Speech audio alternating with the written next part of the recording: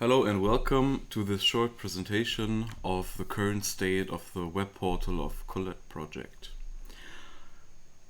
When we begin, we are greeted with these tiles and this header, and let's just dive in. The technicalities are already in the progress report. So let's log in with the credentials that are also in the progress report.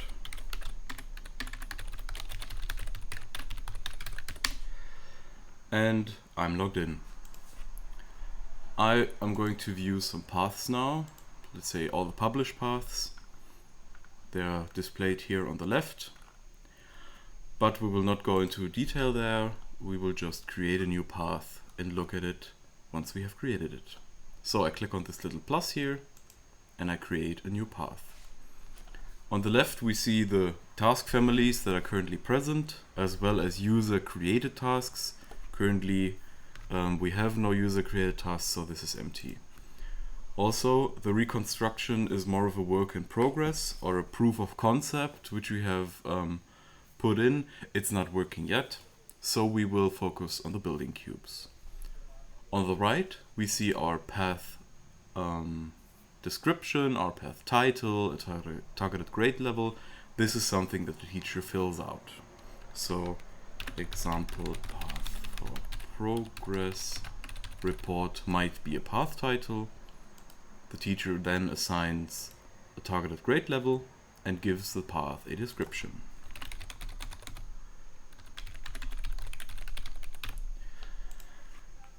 As we can see down at the bottom, it says there are currently no tasks in your path. Choose a task from the list on the left, modify it and then add it to your path. So this is what we're going to do. I see on the left the building cubes with 22 scenarios, 15 lower, 7 upper, and I click on this little plus here. Then on the right there is a window that opens or that gets laid over, and now I can design my task. First I choose a scenario. Let's say we are going with a pyramid. The scenario settings are pasted in from defaults. We have our custom task name, which I can edit. Let's say pyramid example task. On the right, I see, depending on the settings, a preview of the placed cubes. This is generated by the portal. So I can choose a height, for example, of 5, and as you can see on the right, it changes this preview. Clicking and dragging my mouse in this preview window allows me to control the camera. With the arrow keys or WASD, I can move around. And with this little slider here, I can change the height of the camera. I can also adjust the custom starting position. And as you can see, the grid itself in the background also gets dynamically larger. On the bottom we have two tabs. I'm going to start with the coding tab. The coding tab displays a sample solution in Blockly. Currently, because I'm recording, it loads a little slower. The Blockly language is also what's used in the app, as you have seen or can see in the video from our partners in Berlin. This is a dynamic solution that also creates this pyramid, and as you can see, it sets certain variables which are connected to these settings up on top. So as you can see, height is set to 5. If I change it up the top, it also changes down below. This way the teacher can always see on which complexity the algorithm is working. Back to the other tab on what should the student do. Currently there is only the implementation integrated, so this is what we're going to choose. I then get greeted with an assignment preview. On the left I have a card that is a preview of my task. As you can see, the task title is on top, the task name is on top, and also an example image, as well as an example problem definition. Let's say I want a different picture. I adjust my camera to the way I want it to be, and then I click on take a screenshot. Of course, we need some loading time because it has to render everything, but as you can see, it takes a picture for us.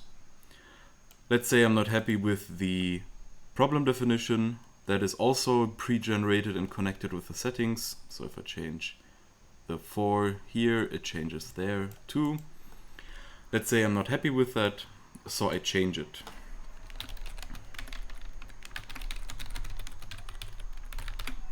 And I can save it again.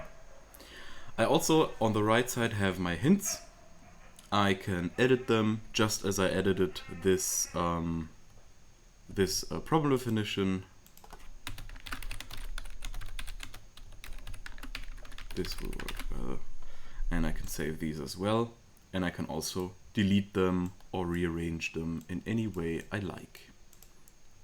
If I don't have 3 hints, I can also add a new hint. Let's say I'm happy with that, so I click on Add to Path.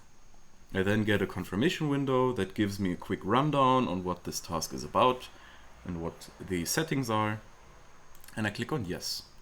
I then get back to my Create a New Path window, and as you can see, I have my task in my path.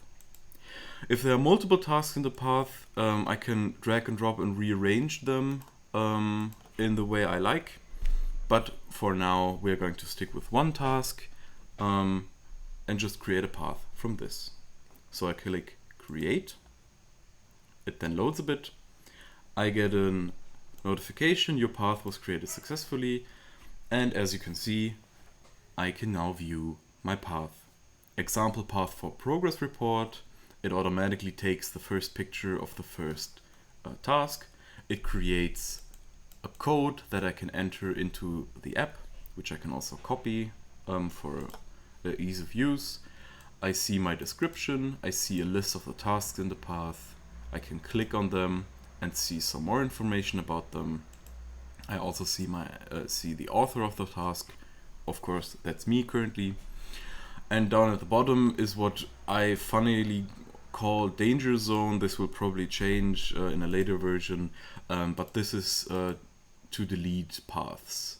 Currently there is no confirmation yet, but I wanted to make it not that I accidentally delete something, so I hid it in some drop-down. And yes, this is a basic rundown of how the Colette portal works. Thank you very much for your attention, and I wish you have a nice day.